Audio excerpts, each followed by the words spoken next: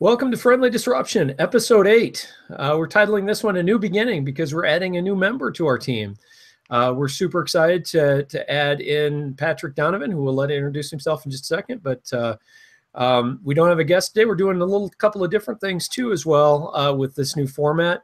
We're going to add in, as we always do, a section on tools. We're going to add in another section which we hear from teachers on the ground, and most time we're going to have a guest. But this episode, we're just going to spend talking with the three of us since it's kind of a new team, and we'll go from there. So with that, we'll do a once around for introductions because there are three of us now. So as always, I'm Craig Barnum. I'm the technology director at College Community Schools.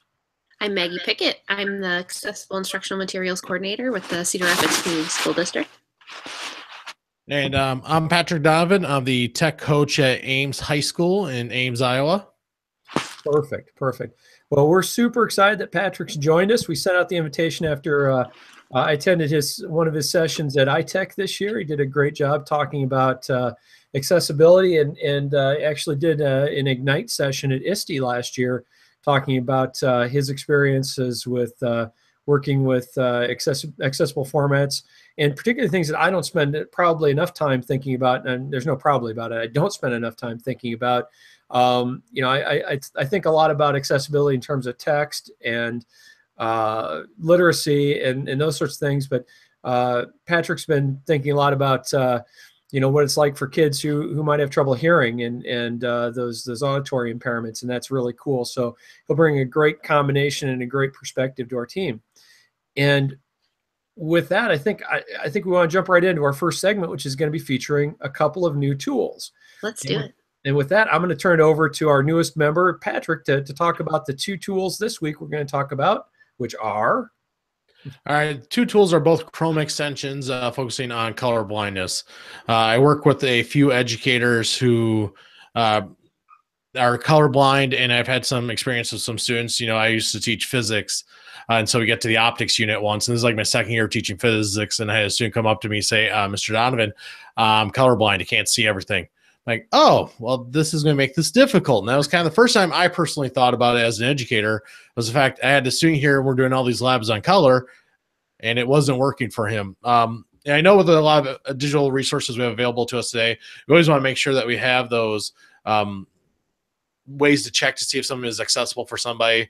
And so the tools I'm looking at, I've actually shared a couple educators I know who are colorblind, kind of get their perspective on it, how they work for them. They've been able to give me positive feedback on that. And most of the tools I use are going to be Chrome extensions, just because I know they work on our, we have MacBook Airs in my high school, but we also have Chromebooks in every grade below us. And so I know that it'll work on all those devices. So I'm going to go share my screen real quick. We'll get to that. Let's do this. Play-by-play as you do that, because those of us who are watching will be able to see, but those listening in will probably have to play this out. So I love the idea of a Chrome extension, and these are both free extensions, right, Patrick? Yep. Of course. They're perfectly free for everybody to use. Okay, perfect. So what's our first one? So the first one you can see here is Color Enhancer. So again, this is a Chrome extension where, depending on your type of color blindness, you'll be able to adjust the colors you see on the screen. And so I've already installed Color Enhancer on my computer. And if I go to a website, and what I did is I did a quick Google search for charts, because that was probably the easiest thing to find that was very colorful. And the Chrome extension installs very easily. And then you just have to click on it, and there's a button here to click Enable, and it'll turn it on. And when you do that, it's supposed to be able to adjust the colors of what you're looking at. Now, if I click Setup on this, I'm going to interrupt you just for a second because it's really cool, but I'm going to play by play what I was seeing on your screen. So the extension is Color Enhancer, just like it sounds, 2 words. And the extension comes out, it looks almost like it's like a Venn diagram, right? With 3 different colors. I didn't remember what the 3 colors are, but when you see the extension bar, it's just that those 3 colors sort of in overlapping circles like a Venn diagram. And that's what you clicked upon to get the enabling feature, right? Yep. You click on the Chrome extension, it opens up. You'll be able to click the Setup button. And the nice thing about this, it's going to have 3 rows of boxes with stars inside of them. And so you're able to, depending on your type of color blindness, you'll want to select a different row, and then you slide the adjuster back and forth. And so I can select which row of boxes has the faintest stars. Then I can adjust the slider back and forth until it changes the colors on the screen to make it so I can see the stars. If I can see the stars, then that's adjusting for my type of color blindness. So I kind of just play with this a little bit.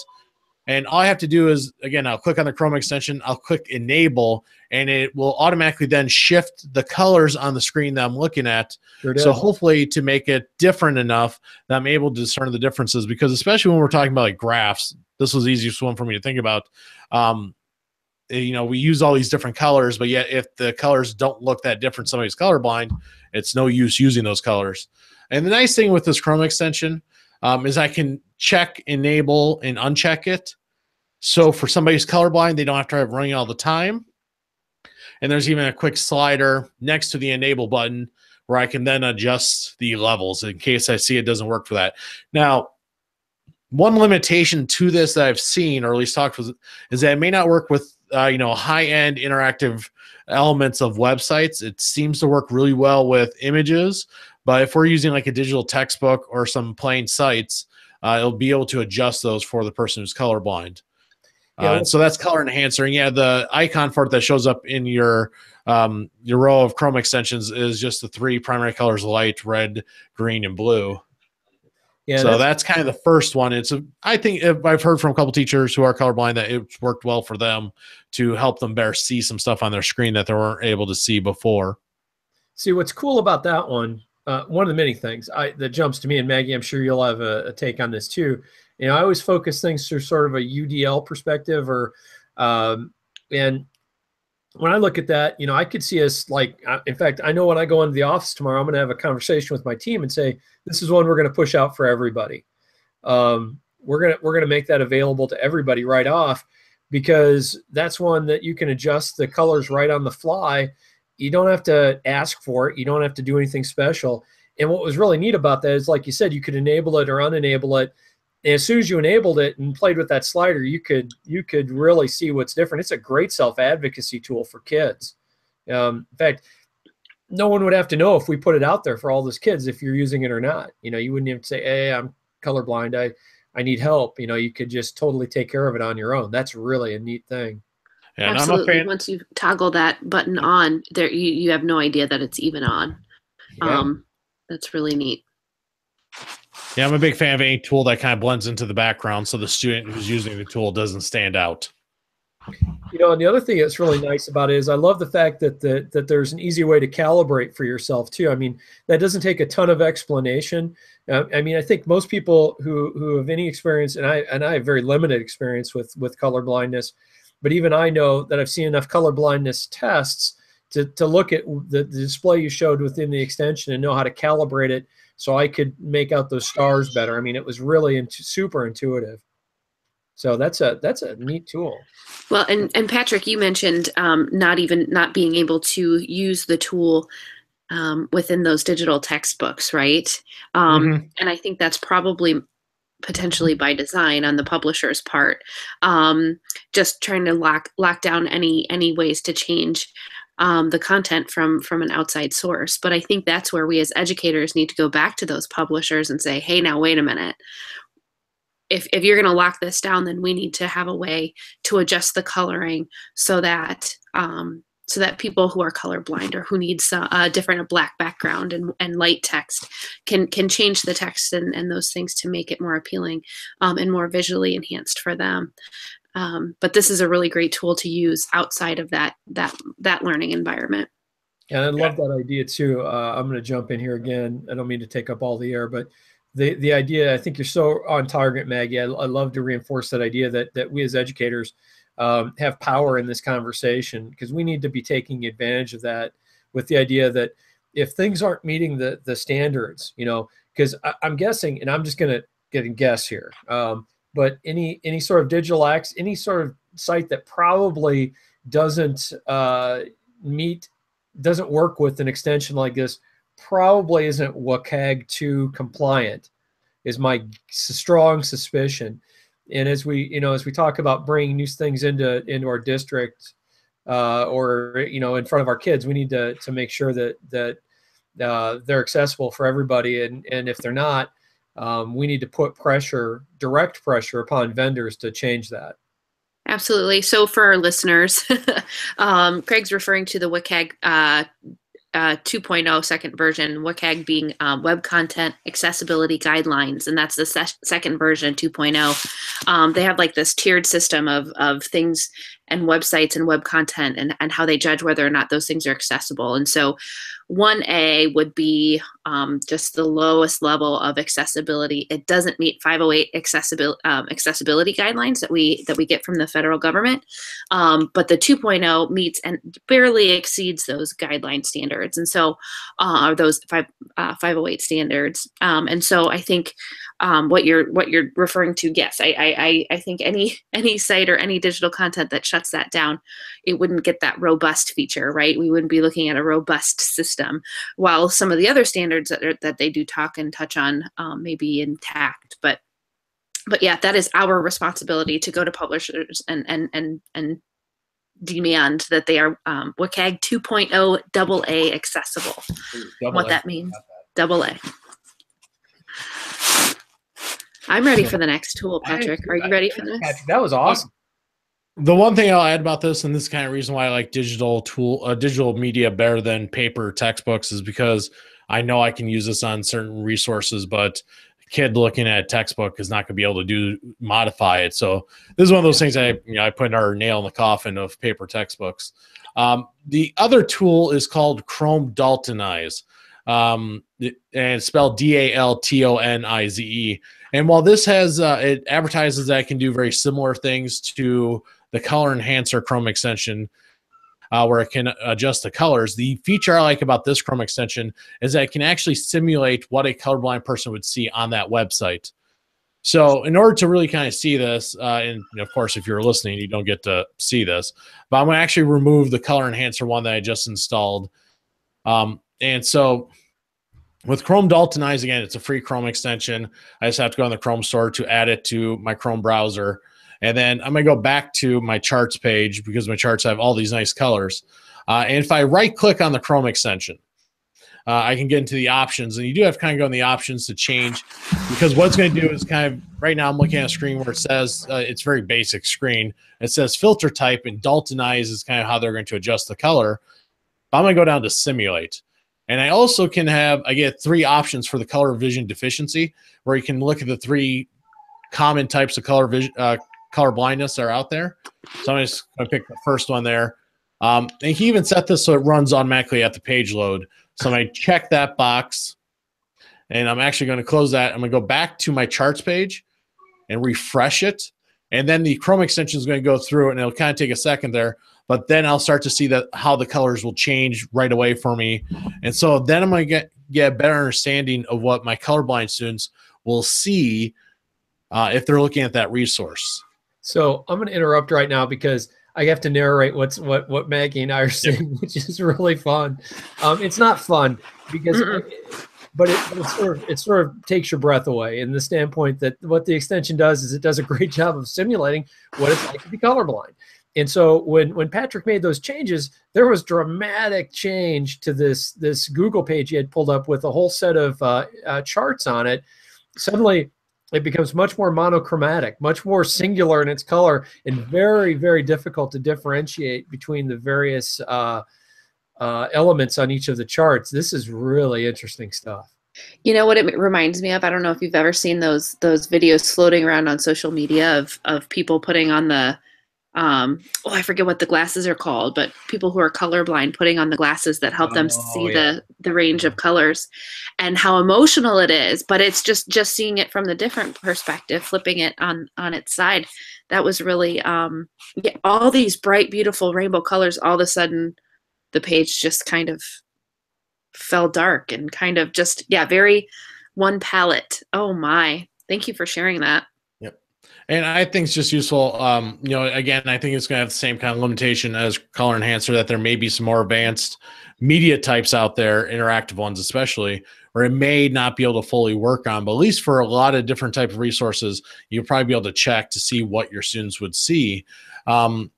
and you talk about those glasses. I think those glasses hopefully someday become a lot cheaper for our students. So like, my, again, former science teacher, I think about when we did talk about optics in physics class, or maybe we do an experiment in chemistry where the liquids in the test tubes change different colors. How is that different for them? That's kind of a big thing I'd like to be able to understand more. Because one thing with color blindness, I think it's the hardest one to understand for a lot of people, because I think a lot of people just think, oh, they see grays, and that's not it. It's about the fact that certain wavelengths of light are not going to be discernible from other types. And again, I'm a former physics teacher, so that's how I think about it. But it's, it's a little, I think, harder for a lot of people to understand what does somebody who's colorblind see when they look at something. See, and I think your approach here is eminently practical and admirable. But when I look at this, Patrick, what goes through my head is this. I think that every teacher ought to have an experience like this. Because, well, I'm going back to about a month ago, we have an AEM, Accessible Educational Materials Group, that meets at Prairie. And we led our meeting in October off with a couple of dyslexia, dysgraphia simulations, and these were people who were kind of converts. We were preaching to the choir. It's about 15, 18 people who believe very much in accessibility, but we ran them through a dyslexia, dysgraphia simulation. And I'm sure each of you may have done these before. I hadn't done one before, but I'm dyslexic, and it was like PS, it was like post-traumatic stress for me, because it felt exactly like what I remember feeling like when I was trying to learn how to read. And for everybody else in the room, it was sort of this moment of, oh my gosh, the sort of visceral empathy you get from experiencing it firsthand is really, really powerful. And I think it's eye-opening for people. And when I saw that, it was the same sort of kind of same reaction when you did that to that page, Patrick. I was like, holy cow. If this is how people experience the world, I need to really be thinking about this, not in terms of feeling bad for them, but making sure that I'm designing so that I don't inhibit what their learning experiences, right? And I think that's an amazing tool, gift. Absolutely. And I think when you think about designing things, either instructionally or just even putting things up on a website, people see things, and color blindness is very individualized. It's not the same for everybody.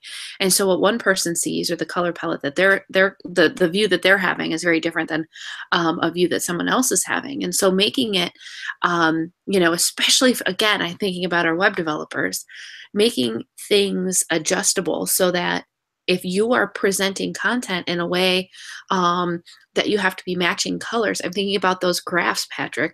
That's the thing where we see it being a disadvantage for our learners, is because you're having to match in a pie graph. Well, okay, what slice of the pie am I looking at? And that matches to what's my label.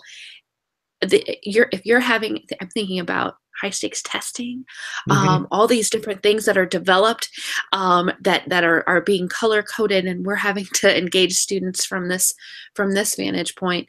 Oh boy, if we can't find a way to help them see it more clearly or more accurately, or perceive it more accurately, we're setting them up for failure. That's really critical. That's a really cool tool, Patrick. I'm so pleased you shared that with us. Thank you. How long have you used that? These Chrome extensions? Yeah. These are kind of new ones to me this year, and so I've been trying to share those out. One of the big things, accessibilities, was one of my 3 words for the year, kind of my goals. One of the first things I did is I worked over the summer to create a giant Google Doc, trying to find the best tools I could for each of the categories. And luckily, there are a lot of great educators out there sharing their resources.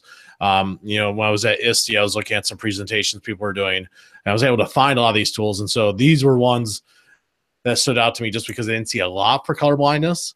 I've tried to, even on that Google Doc, and this is shared with every teacher at my building, I even put some of the research behind color blindness, and I threw in, there's actually some websites that you can use to change images and stuff like that I've been able to find. But I'm still trying to do a little bit more, just because that is one area that I know but the data says 8% of males and then like 0.5% of females are affected by color blindness. And that does vary depending on your race and ethnicity. But it is something where it is a bigger number than I think a lot of people think about. I say it's probably one where we don't see it a lot because the students aren't going to stand out. Yeah. Whereas you see a lot of the learning issues that our students have make them stand out a little bit more. Color blindness will probably not be one. It blends in the background a lot more. Well, I'll tell you what, I'm sorry. I do have to say this before we go any further, and I'll let you go, Maggie. I'm sorry, but I'm going to reiterate. This is a sort of I wouldn't say it's a game changer. I may be overstating it, but this is absolutely a tool that I am going to talk to, and we're going to push out the color enhancer extension to everybody tomorrow. I mean, it's that easy. And I wouldn't see why we do it. Now, the big question is now I've got to write up and start communicating in my, in my personal blog and through my channels to make sure everybody knows it's there, because it doesn't do any good if nobody knows it's there. But, this is exactly why I love this idea of the podcast. Is it's such low hanging fruit. This is such an easy change that'll make such a big difference for, like you say, roughly 10% of our population. That's huge. Go ahead, Maggie. I cut you off earlier. I'm sorry. I was just excited. Yeah. You got me spinning on another thought now. So to revisit my last one, I'm not sure I can go back and do that. But I'm really, this is a great tool. It makes you really, that number, 8%, that's almost as many students as we see in special, enrolled, a little less than what we see enrolled across the state as a mean in special education in our districts, right? And so, and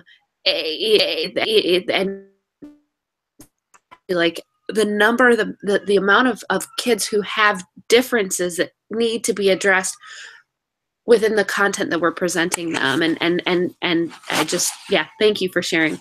Yeah, those are exciting. I mean, we went a little long in this segment. The idea was we were going to try to keep it under 10 minutes, but these are so cool, I couldn't stop talking. So we're going to transition kind of, I don't know if it's gracefully or not, into our next segment, in which we're going to share at least one teacher voice. And this week, I've got a little 3-minute video clip, which I'll play, and hopefully the audio comes across. If it doesn't, I'll have to cut it into the audio when I edit the podcast together. But I think it will. I'm going to play a piece from one of the teachers here at Prairie, a guy named Ernie Cox. He is a teacher I really respect at Prairie. He's a ELA teacher in our high school and part of our Accessible Educational Materials Committee. But he's got some really great insights on using Google Read and Write, which is a tool that we really believe in at Prairie. Again, it's kind of a, Chevy Ford, whether you use Snap to Read and Write, it doesn't matter. As long as you have some sort of strategy to get a screen reader and predictive tool out there for your kids, I think that's a big deal. We happen to choose that one. So I'm going to play this clip from Ernie, and let me know if you guys can hear this or not. If you can't, we'll have to kind of figure it out from there, but here we go. Maybe. All right, so I'm here with Ernie Cox, and Ernie and I are just going to talk a little bit about Read and Write in his classroom. Actually, I'm going to frame him up here so you can actually see him, even though we were just going to listen primarily. So, Ernie, you were telling some really cool stories about Read and Write in your classroom. So, first of all, why don't you introduce yourself? Tell us, what you teach, your content, all those things, and then let's talk a little bit about the tool. Sure. I'm Ernie Cox. I teach 10th grade sophomore English language arts at Prairie High School. We of course write, composition and reading are all happening simultaneously in ELA now. Google Read and Write has turned out to be a really valuable tool on the composition side for many kids. The story we were talking about before we started recording was we were writing some quick responses to an Edgar Allan Poe short story. And a student was trying to type insane asylum and had the word insane, did not know where to begin with asylum. I showed him the prediction tool in Google Read and Write. And the power of that tool is it's contextually predicting words as well as based on letter entry. He had no letters. He didn't know how to begin the word asylum, but the word insane prompted predictor to give asylum as the first option, and he was off and going. So it's a simple tool that it really has the power of giving kids more language to bring into their writing. And I think that's another thing that we are finding is giving kids the ability to record responses. We're going to get more language out of them, and they're willing to expand on their thinking and language in a way that they may shut down a little bit on the writing side for concerns about conventions or spelling and some of those things. So, overall, what I'm seeing Read and Write do is just give kids a more expansive field to get into language and try language out. That's awesome. So, and just to be crystal clear, we're not talking about kids. Most of these kids wouldn't have IEPs. I mean, I guess you probably have a few who might, but you're talking your general population. Absolutely, of kids, yeah. right? I mean, and I think that's one of the things we've been talking a lot about is how do we make the use of these kinds of tools a normal part of business. So I've been doing a lot to model the use of those when I'm doing direct instruction. For example, if I had a group go back and do a close reading of an informational text, and I wanted them to pay close attention to how authors use statistics or numbers, I would model that with another article, and I would literally show them how I would highlight the different use of numbers and stats, annotate it, and just using the tool in front of them in direct instruction. I also think we've underestimated how much kids can do that don't have all of those labels. We have tended to look at that as the only way to think about using these tools. And what I have found is when I give kids the option of getting to content in different formats, and particularly when they're working in a social setting with a small group, they will often use the audio version so they can all hear the thing that we're reading or thinking about together. Yeah, all at the same time. So they right? have the common experience of hearing it and then discussing it. So, what I'm finding is the more you put those out there and make it a sanctioned thing, I'm seeing really interesting uses that kids are coming up with organically as well as how I've directly modeled. Awesome. So I'm not sure how well that came across, guys. Did you guys hear any of that?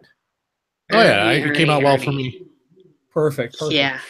So Ernie is he's a fabulous practitioner. I mean, he's a master of his craft. But that's really the goal in my mind. He's talking up a lot of the main points I'm trying to bring into our system, which is the sort of normalization of some of these tools across the board. But that being said, he did a couple of things which were kind of specific to Read and Write, like the prediction aspect. Now, that being said, I have to be crystal clear and transparent. We're paying for the full version of Read and Write.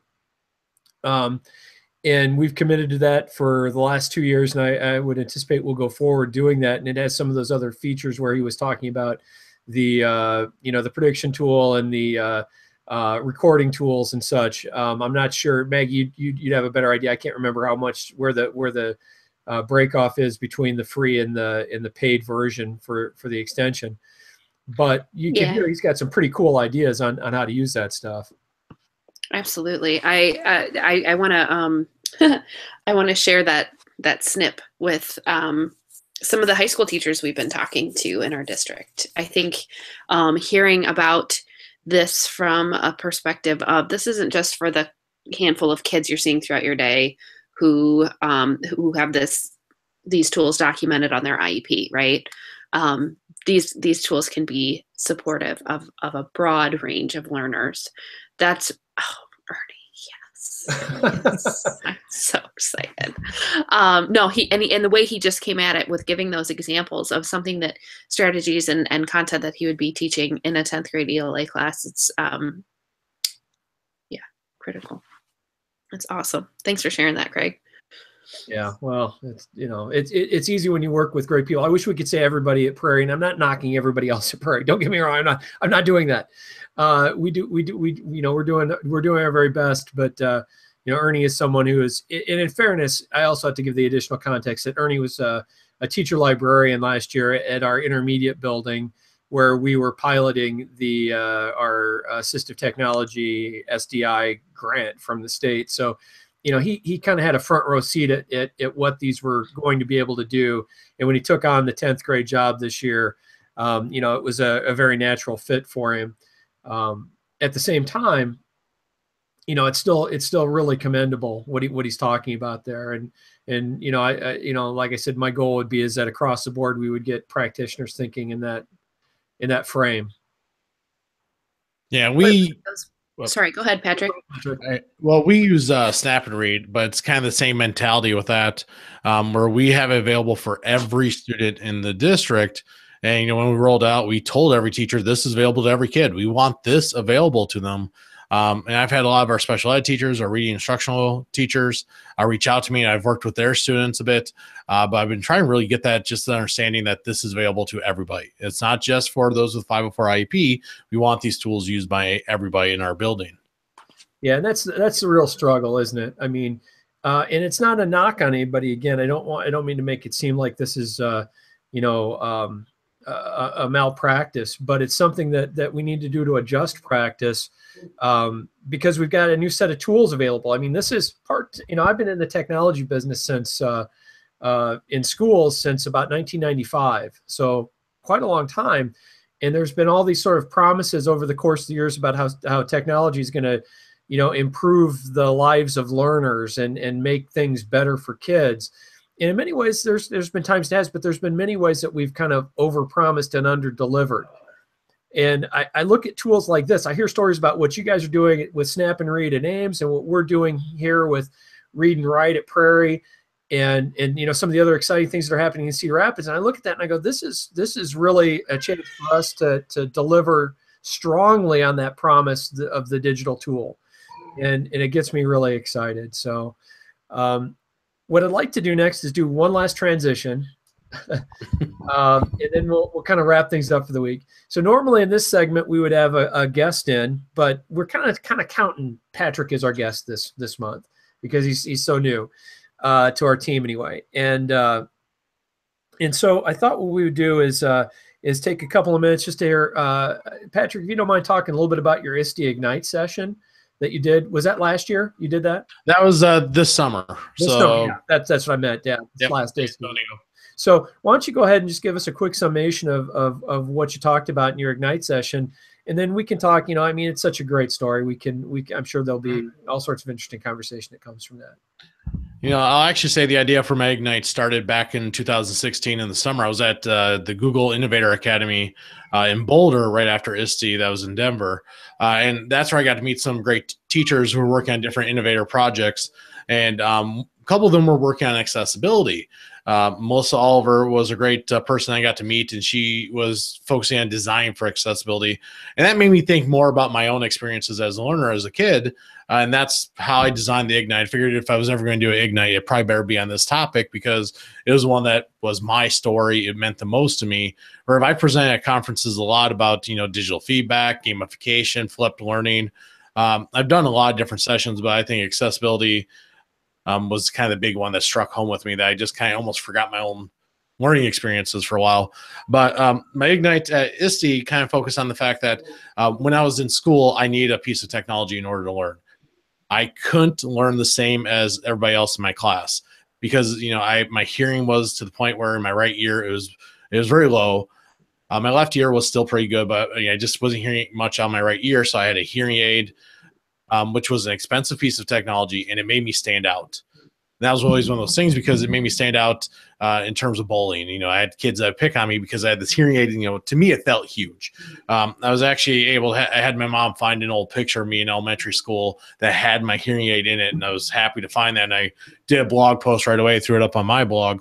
But, this was a thing where it affected how I could learn. It didn't mean I couldn't learn as well as anybody else in that class. It just means I had to learn differently. But back then, I had to get pulled out. I had to see a speech therapist, and they had to help me learn how to say some words. I still have those issues with some words nowadays, but my hearing got better as I went further on in my education. But those early years really impacted me because I don't think it was until like third grade when we were doing math, those timed tests where you had to do all the math problems, get them correct, that I was able to start to shine because it was something in my learning that wasn't impacted by my hearing. And then, we look at a lot of the different tools, and that was kind of the big thing in the Ignite. I tried to think about what I wanted to say. So I made sure I tell my story about why this is important to me. And then I talked about I want to do a quick overview of those types of tools like the text to speech or speech to text. And, Google integrated the voice typing into Google Docs, which was a great thing because, I think a lot of our students that have processing issues or, they may have an issue trying to figure out how to spell a word or anything like that. And I'm horrible at spelling. We played a game this last weekend and I lost big time because it relied on your ability to spell words. I need that spell check. But I've worked with a student who even just lost his thumb in an accident. He needed voice typing in order to keep up in his classes. And then we talked about the tools for dyslexia, the Open Dyslexic Chrome extension, which I think is a great tool. I made sure to share that. I've talked about, I didn't get to talk about color blindness because for those that don't know, an Ignite is pretty much a 5-minute talk where you're given a set number of slides. And so each slide is only up there for like 15 seconds. And you do not get to adjust the slides. They are automatically moving at a set pace, which for me is not good because whenever I present at a conference, I have these what I call squirrel moments where I get easily distracted or I go off on a tangent. And this was the first time where I had to be on time. And they let us practice a little bit, like a minute and a half of your 5 minutes you got to practice just to get used to the sound and the lights. And, even with my hearing, I hate microphones because I can't hear myself then. So I never know if I'm talking too loud into a microphone or too soft, which is kind of funny because I have a big microphone in front of me right now, but that's to make the audio better for me. I hate giving whole school announcements at school because I never tell how loud I am. But you got up there and, the thing I think that made me feel better about this Ignite was I was sharing my story about my hearing issues and how it impacted my learning. And that I saw a kid, a middle school kid went ahead of me. And so at that point, I had no excuse not to go on stage, even though I did the math afterwards. And we're talking like 1,300 teachers. And that was a lot of people for me. You got on stage, share your story. And the best thing about that Ignite was I got to talk about the fact that we need to design for accessibility. And I got to share about that. And because we want every student to do as best as they can, not as best as their peers, but best as they can. Because I was able to do a lot better than my peers when I had those tools. But the other thing was then, the Ignite was on Sunday of ISTE, and that's when ISTE pretty much starts. It goes Sunday, Monday, Tuesday, Wednesday. And so every day after that, and at every kind of social event, or every time I was hanging out with other people I knew from across the country, I had people who were at my Ignite share their stories. And getting to hear everybody else's stories about how they were impacted by technology to help them deal with their learning issues. That was very powerful to me. And so I've been able to get more information from others in order to share that information. And I was lucky at iTech and at the Midwest Google Summit last week. I was at the Dells to talk about accessibility. And I keep hearing from more and more people. One person I talked to last week, she talked about the fact that, her husband was a chemistry teacher, used to teach at the high school, now moved off, but wanted to come back to the high school. He wasn't sure how his own hearing issues would impact his ability to work with students. And I'm kind of lucky now in my tech coach role. I say I'm lucky the times when my hearing goes back to bad and that I'm not in the classroom, so I don't have to worry about that because I was sick last month and I had no hearing whatsoever in my right ear. It was gone. And so I'd be in meetings and people would have to check with me. Did you hear that, Pat? And I'm like, yeah, I heard it, mostly. But, if I was with students, I'd be very self-conscious about that. So that was the Ignite. I'm still working with ISTE to try to release that. They don't normally release all the Ignites, but I really want that video because, I thought I did a good job. And so I share that out, even though one of my friends was nice enough to tape it from her phone. ISTE fully records that. And so I'm hoping to be able to share that at some point. I haven't heard back from them in a little while. Well, that's a pretty cool story. I mean, and that story really resonates. Like everybody else talked to you too. I mean, that story resonates with me too. I alluded to the fact earlier that I was dyslexic, am dyslexic. You don't lose that. You just accommodate for it. And I was not a great student in my K-12 experience, or frankly my undergraduate experience either. I didn't get to be a really good student. I've got 2 postgraduate degrees. I didn't really get to be a good student until I started working on my master's and my postgrad work. And that was largely based upon what I could do, which is all strength-based. And I think that's, what gets me fired up about this topic and why I'm so passionate about it is that, oftentimes I think our schools, and this is why I went into education to begin with, I think our schools aren't programmed or set up or structured, and it's got nothing to do with the people in the schools. I want to make that crystal clear. I'm talking about structures aren't set in place to be strength-based, and they don't give all of our kids or a wide enough swath of our kids a chance to be successful in the way that they really can be. And it's like you said, once you had the equalizer, you outperformed your peers, and before that, you were having trouble performing with your peers. And it was a similar experience with me. Once I figured out how to overcome or how to compensate for the scrambled letters I was seeing, I did okay. But it's one of those things where I think there could have been different structures in place that would have made things easier for me. And that's, why I went into education. Easier is not the right word. And this is going to sound worse, but it's true. Less damaging would be the way I may describe it. Because everything shouldn't be easy. I don't mean to suggest that. But you shouldn't feel damaged coming out of the other side of that. And I have to admit, I kind of did.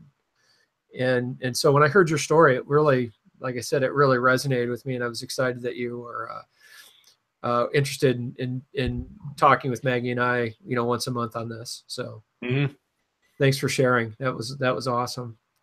Maggie, I spent a lot of time talking again. I always do that. So. No.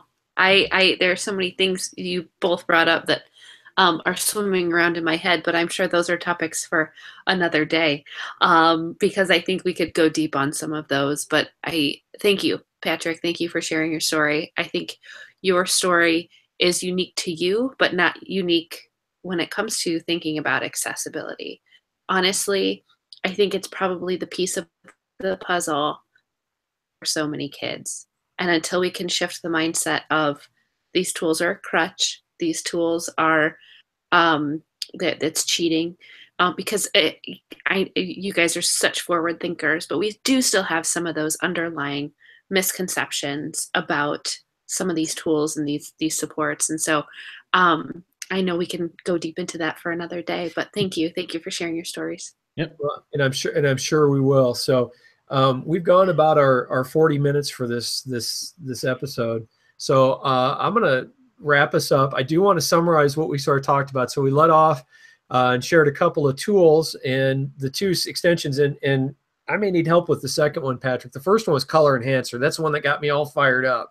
That's one we're going to push out tomorrow. The other one I think is awesome, but I don't think it's probably more useful in spot usages, case specific. I don't want to make that generalization too broadly, but I get that. So what was the name of the second one again? The second one was Chrome Daltonizer. And yeah, I think that's more if you know for sure you have a colorblind student in your class, just to check those digital resources now and then to see what maybe they see. But hopefully you also have that that avenue of discussion with that student so they're comfortable telling you what works and what doesn't. Yeah, that's a great point. That's probably the biggest step right there, right? So with that, we're going to wrap it up for this month. We'll be back we hope in December. We'll probably have another guest on at that point. We don't know who it is yet, but we'll find someone interesting, I promise you. We'll have a couple more tools, and we'll hear from a couple of more teachers. So thanks for listening, and we look forward to hopefully sharing some better ideas or good ideas with you again in December. Take care.